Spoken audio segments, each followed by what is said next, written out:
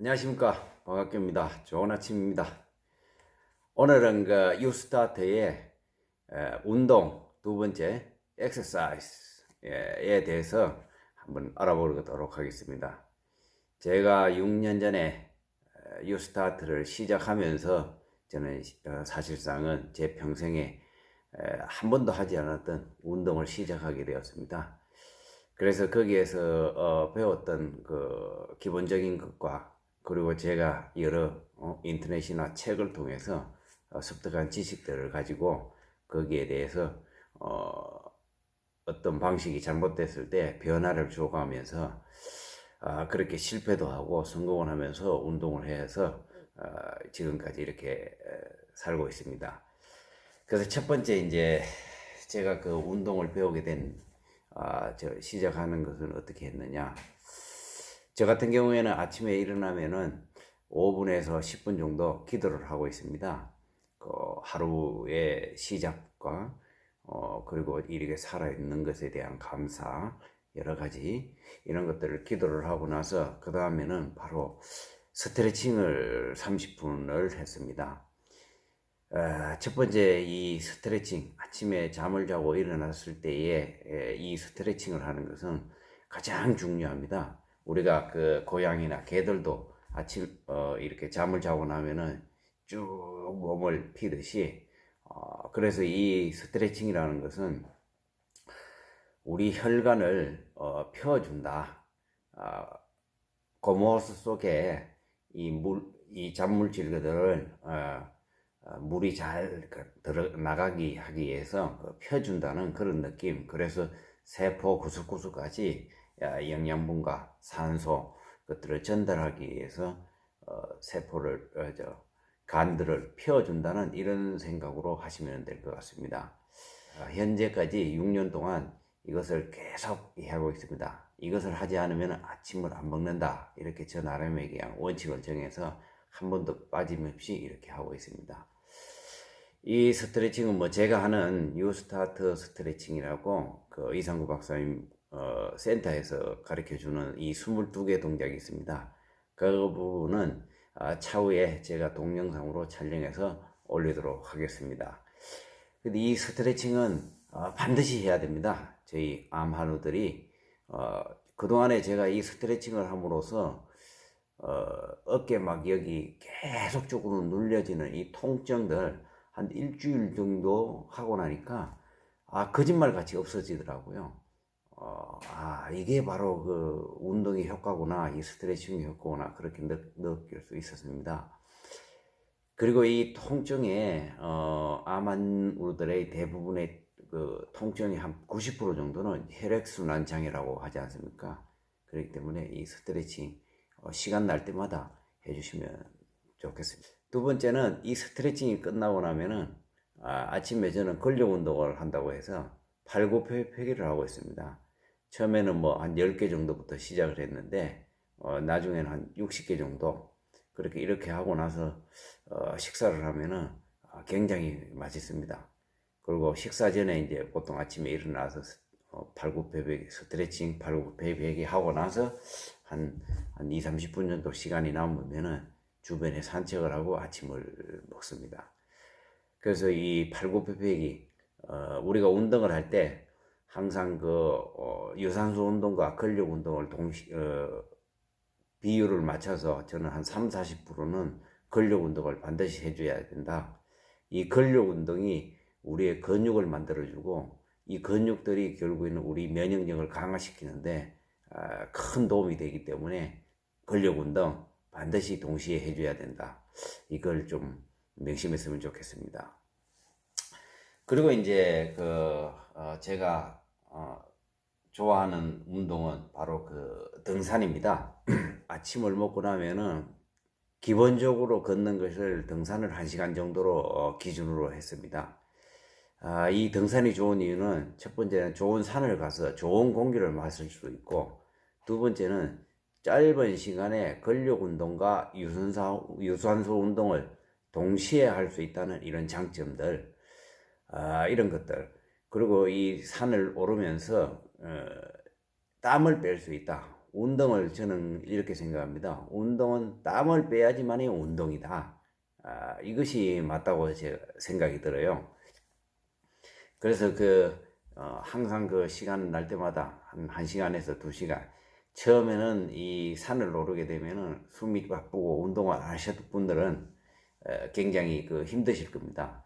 그러면 한 달 정도를 예를 들어 땀이 나기 시작해서 한 5분에서 10분 정도 그 정도 올라가서 한 달 정도로 계속 거기까지만 올라갑니다. 그러고 나서 또 힘이 더 닿고 이러면은 한 달 정도를 한 20분 정도 더 올라가고 진행을 하다가 또 이제 한 30분 정도 이렇게 올라가서 근데 최종 올라가는 시간들을 한 30분 정도로 하고 내려오는 시간 한 20분 정도 뭐 중간에 휴식하는 10분 정도 그래서 한 1시간 정도 이렇게 땀을 흠뻑 젖고 내려오면은 그 개운함이라는 것은 아마 해보신 분들은 아실 겁니다. 이렇게 등산을 저는 제 운동에 그걸 기본으로 잡고 이렇게 했습니다. 그리고 이제 마지막으로 이제 그 등산과 동시에 어떤 좋은 환경들 공기가 좋다 시간 날 때마다 이 복식호흡을 많이 했어요. 암은 산소를 싫어한다라는 이런 책들도 있고 여러 가지 사람들이 이제 아프고 이러면은 시골로 가서 좋은 공기 많이 마시면은 몸이 낫는다 이렇게 하지 않습니까? 그래서 저는 그것이 산소를 많이 마셔야 되겠다 이렇게 해서 좀 이게 여러분들하고는 안 맞을 수도 있는데 저는 아침밥 먹고 점심밥 먹고 저녁밥 먹고 가벼운 산책을 하면서 30분씩 그러니까 하루에 1시간 반입니다. 그래서 복식호흡을 많이 해줬어요.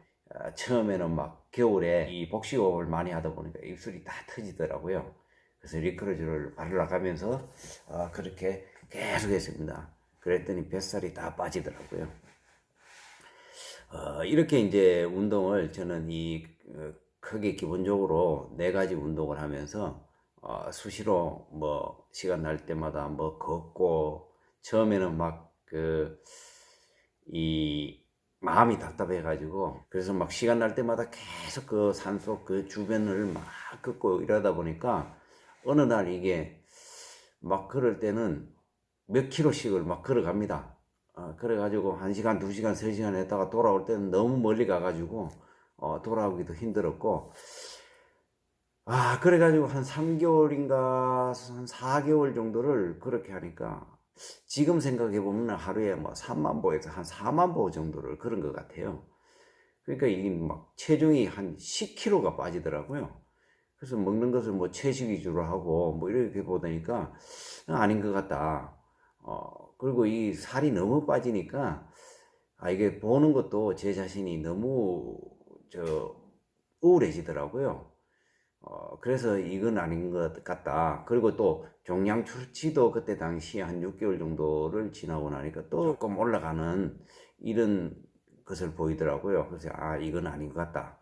해서 이제 활동량을 50%로 확 줄였습니다. 반으로. 그러고 나니까 이제 다시 체중도 돌아오고 이런 것이 좋다는 것을 느끼게 되고 조절을 하게 되었습니다. 그래서 어떤 분이 이제 저보다 굉장히 몸이 건강하고 이랬는데 그때가 한 5월, 6월 정도 굉장히 이제 덥기 시작하고 이럴 때에 그분이 자전거를 타기 시작을 하더라고요. 그러면서 막 어떨 때는 막 거기에서 춘천도 갔다 오고 뭐 하루 종일 아침에 나갔다가 저녁 때 돌아오시고 굉장히 무리하게 그렇게 하시더라고요. 그래서 이제 그분은 사실 뭐 몇 개월 있다가 별로 건강이 안 좋아졌었어요. 그래서 운동이라는 것은 양 조절이 필요하다. 그때 제가 깨달았어요. 제 경우를 보고 또 주변의 경우들을 보고 그래서 운동은 이 처음에 아마누들이 운동을 안 하다가 운동이 좋다는 말을 듣고 막 무리하게 하게 됩니다. 그렇게 되면은 우리 몸에서 피로물질, 활성산소 이런 것들이 많이 생기기 때문에 무리하게 운동을 하지 않는 것이 좋을 것 같습니다.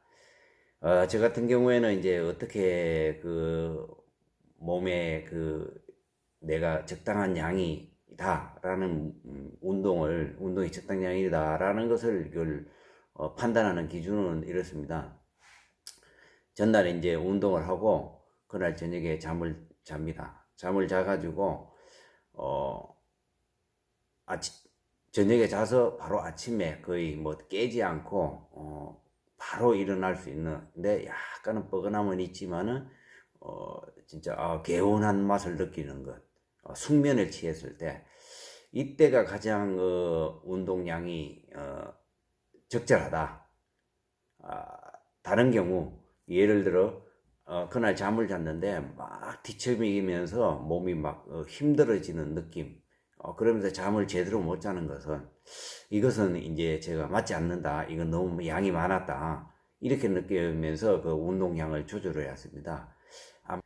암 환자들이 굉장히 이제 정신력이 강해지거든요. 그 정신력이 강해지는데 몸의 피로함을 못 느낍니다. 정신력이 강해지면은 그러니까 그런 것을 잘 알아차릴 수 있게끔 무리하지 않게 그래서 한다. 그리고 이 체력을 한 최소한은 한 30% 40% 정도는 운동을 하면서도 남겨둬라. 이것은 치유를 할 때 우리 몸에 써야 되는 그거니까 완전히 자기 체력의 거의 90% 100%를 다 써버리면은 이것은 운동을 안 한 것만도 못합니다.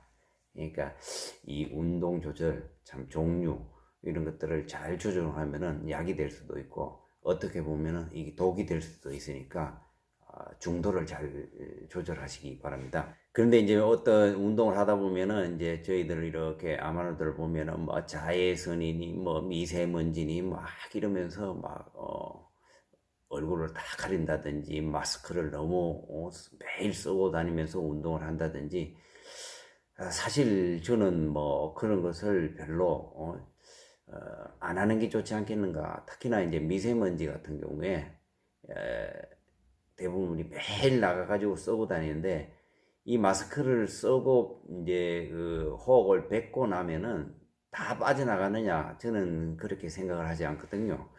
그래서 일부는 남아있고 다시 제 몸속으로 다시 들어오는 거죠. 그러면 오히려 이게 미세먼지보다 더 나쁘지 않겠는가, 그런 생각들. 그리고 사실 뭐 지금 뭐 특별히 폐가 굉장히 나쁘신 분들 외에는 이 미세먼지가 들어와 가지고 사실 우리 암을 만들고 뭐 이렇게 하려고 그러면 최소한 10년 20년은 지나야 되지 않을까.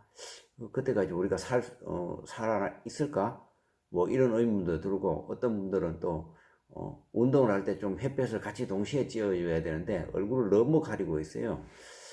아마 그게 뭐 여자분들이 대부분들이 이제 피부 무형에 신경을 쓰고 있는데, 그거는 우리가 살아 있어야지 뭐 피부 미용 뭐 이런 건 아름다운 뭐 필요하지 않을까, 이런 생각이 듭니다. 그래서 무엇이 중요한지, 무엇이 그것을 좀 깨달으셔가지고 선택을 하셨으면 좋겠습니다. 그리고 이제 암원들이 이제 못 먹어서 죽는다고 하지 않습니까? 그래서 막 너무 힘드니까 운동을 하지 않아요.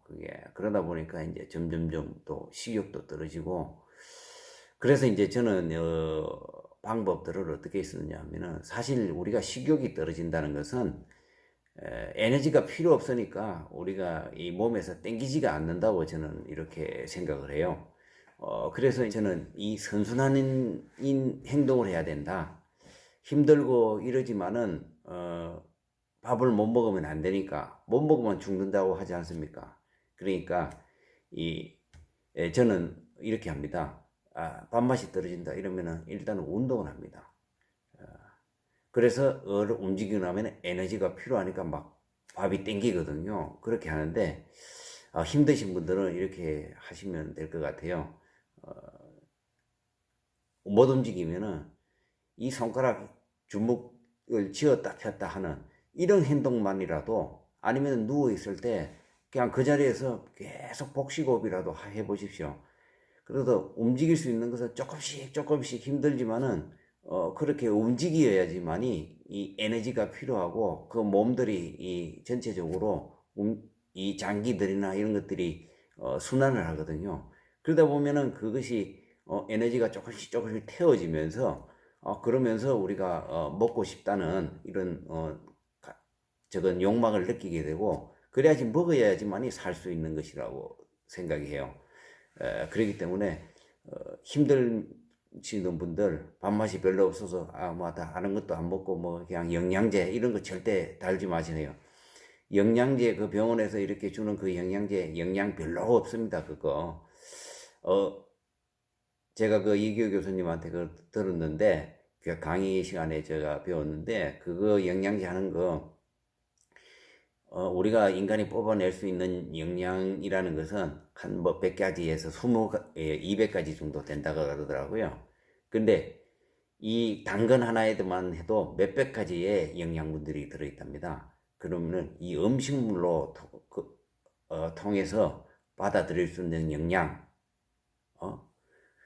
그것을 따라갈 수가 없는 것이죠. 그래서 그걸 달게 되면은 대부분이 이 밥맛을 또 잃어버리게 되더라고요.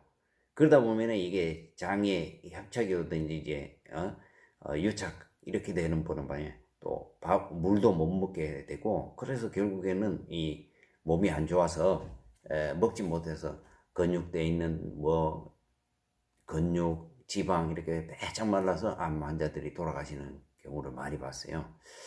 그러니까 밥맛이 없고 막 그런다 하면은 조금 더 힘들지만 움직이고 그렇게 하다 보면 에너지가 필요하다. 이런 선순환적인 행동을 해야지 우리가 살아남을 수 있다. 그래서 운동은 가해도 안 되고 너무 안 해도 안 되고, 그 적당한 양을 잘 지킬 수 있는, 내 몸의 신호들을 잘 받아들여서 이렇게 할 수 있는 이런 운동을 했으면 좋겠습니다. 예, 오늘은 여기까지 하겠습니다. 감사합니다.